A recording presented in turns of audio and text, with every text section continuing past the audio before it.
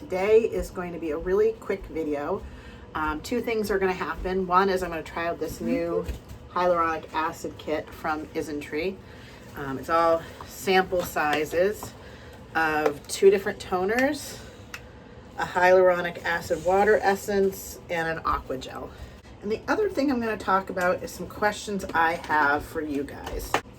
These are the nicest little cotton rounds. They're from Ulta. They're soft and regular and quilted on one side, and they're bumpy on the other. I just love these. Just want to say how much I love those. You got to really shake this one out. And this is a hard plastic bottle that you cannot squeeze. Oh.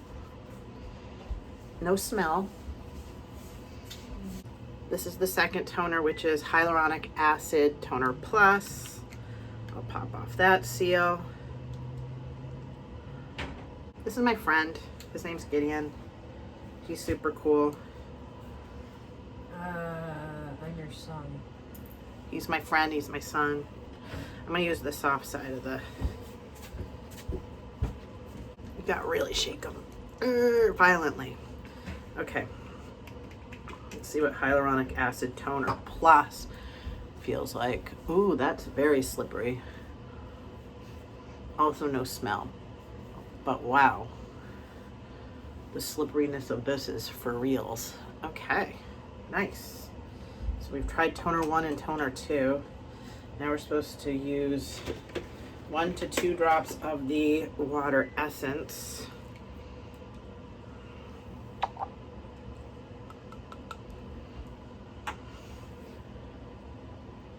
One, 2. If it says 1 to 2, that means use 2. It doesn't really, but.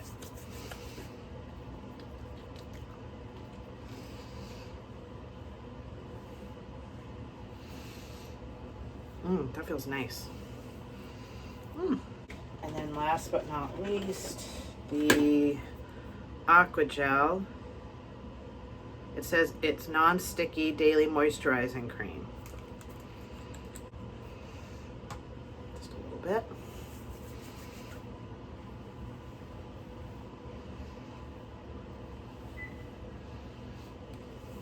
And then of course on the back of my hands, because they need all the help they can get.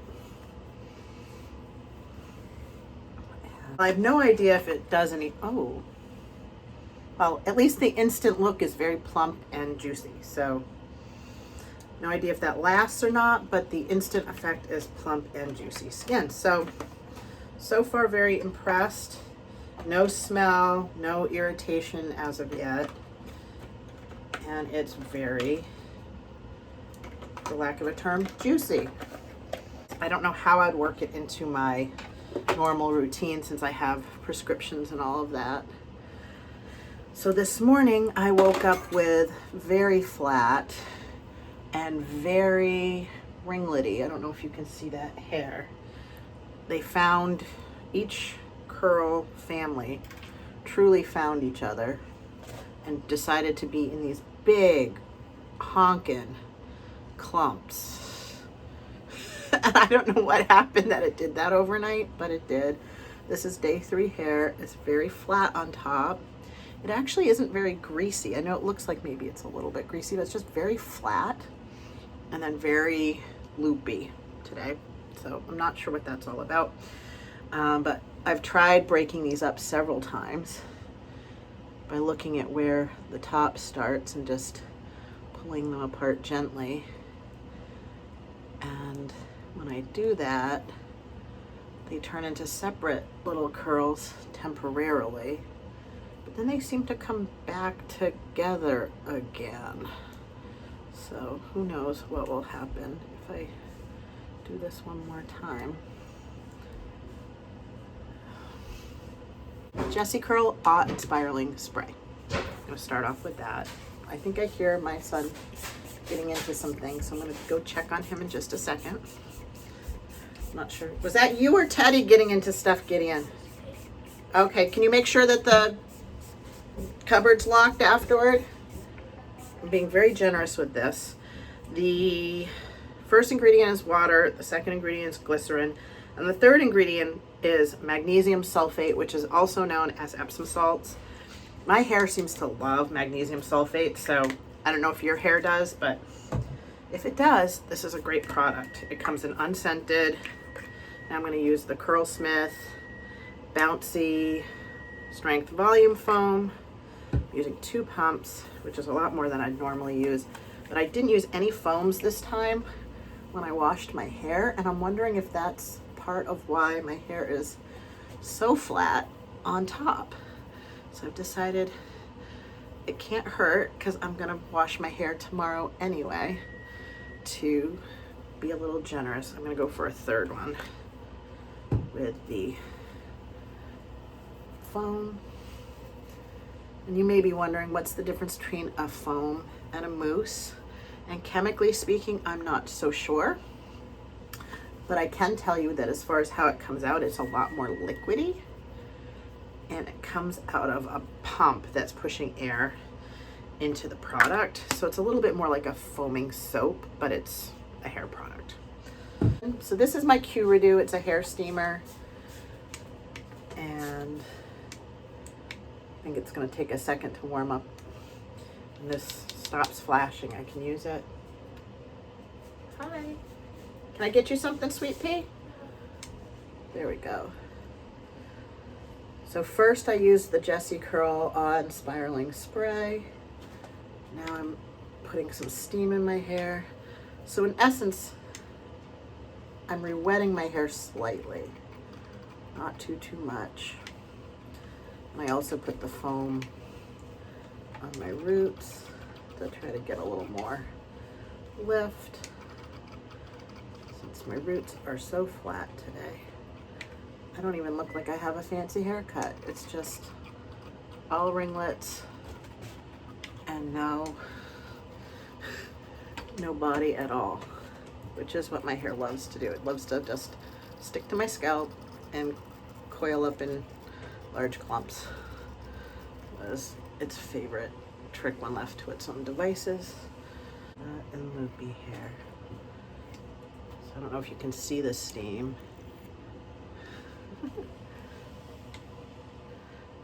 You don't want to get it too close to your head. That's why it's got the prongs, because it is quite warm. But if you stay reasonably far away, or just use the prongs to get kind of underneath, I think it does a nice job of reinvigorating your hair without having to get completely wet. I think I'm going to go in with just a little bit more foam, this time to scrunch it through the ends. And I have never used this foam for a refresh as far as I can remember, but lately my hair has been very moisturized, which is great. I think I figured that out, because at first it was very dry from the winter air, and then I switched from using conditioner to using the Curlsmith Hydro Cream Soothing Mask, and that seems to have been enough to really make my hair. Oh, somebody's at the door. Wonder who it is. So far, everything's looking promising except for this random piece. It does not have a family. It's an orphan. I don't know if I can get it to go with somebody else. So I just plugged in my Shark. This has been a controversial thing lately on the interwebs. Some people love it, some people hate it. I have been loving mine. But then again, I went from an Extava hairdryer with a black orchid, which was way too deep and too big for my hair, to this nice shallow diffuser that's just about right for my hair length.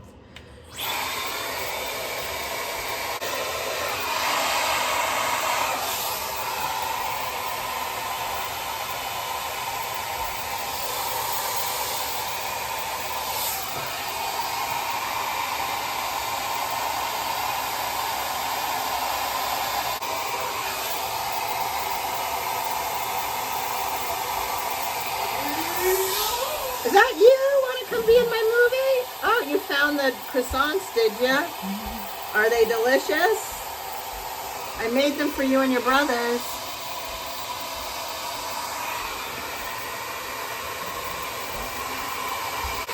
That little piece still wants to be out on its own, and the other pieces all want to clump together.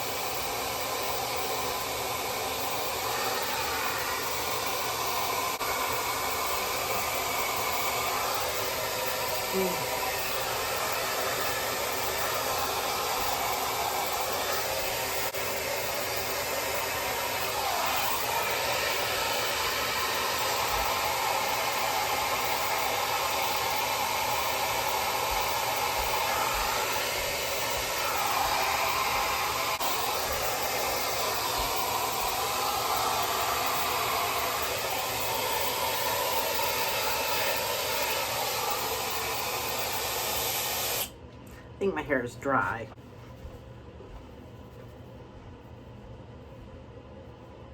That one piece does not want to behave, I don't think. And the back's a little frizzy back there, but I believe in fluffing and fluffing and fluffing the roots till the cows come home. Hopefully there's enough product for the roots to actually stay fluffed now, whereas before I think I might have skimped a little and made it so it was not really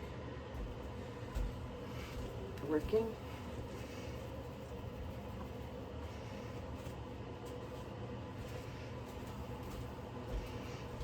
The piece still wants to do its own thing. It doesn't want to be part of the family, no matter how many times I put it there. I am going to use a little bit of the Curlsmith bonding oil.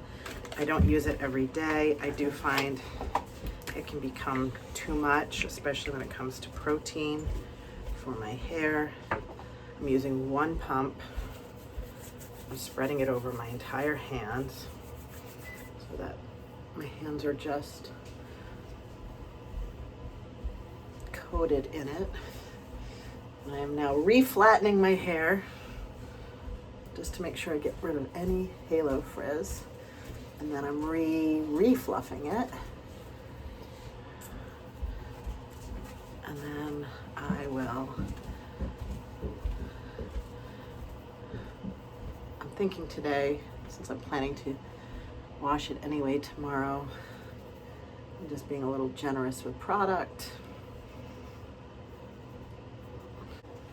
My favorite hairspray, I Create Finish by Intersense. And look who it is, it's Teddy and 2 croissants. You have 2 croissants?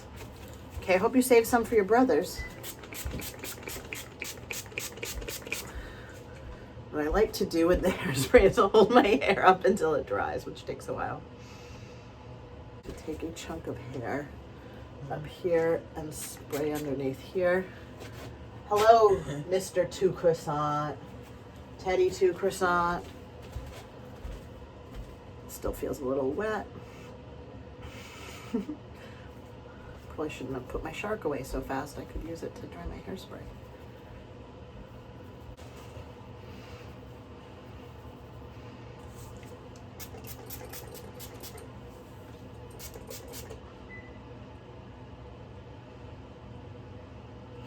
I'm behind here somewhere. Other than this one little piece that's going to drive me positively bonkers all day, I'm feeling pretty decent about my hair. So, and I'm not really probably going anywhere today. At least I smell great. So thanks for coming with me to Shallow Waters and for doing the hair refresh. And I forgot to talk about any of the things I was going to talk about. I wanted to talk about parenting and co-parenting and ask for advice.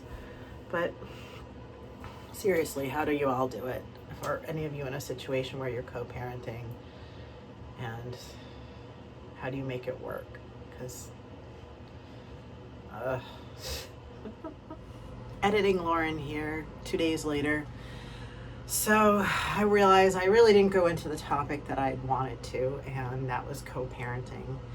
And I still don't feel really ready to talk about what is on my heart. I don't even feel like I've processed what I want to talk about completely, and I certainly don't feel like I have the right words, but I do feel like the parenting classes that the state of New Hampshire requires you to take in order to get divorced really don't adequately prepare you for co-parenting, for sure.